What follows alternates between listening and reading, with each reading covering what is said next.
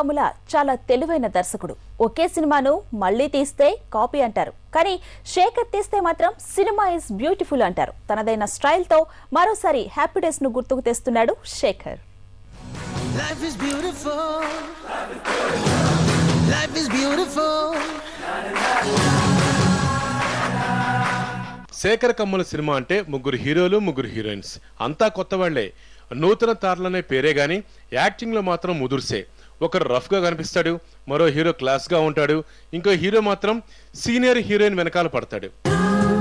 గుండెలోన చక్కిరెందుకు ఇన్ని వింతలకి కారణం ఏమిటో.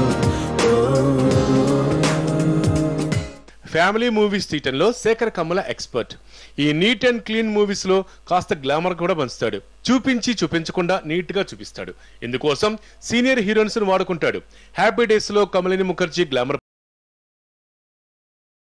పంచితే లేటెస్ట్ మూవీ కోసం డోస్ పెంచాడు దర్శకుడు. ఇద్దరు సీనియర్స్ శ్రీయ, అంజలా జావేర్లను కవ్విస్తూ సినిమాకు కలరింగ్ ఇచ్చాడు.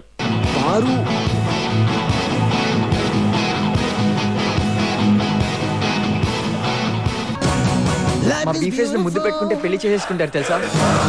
Life is beautiful. మా ఏరియాలో కూడా బంధం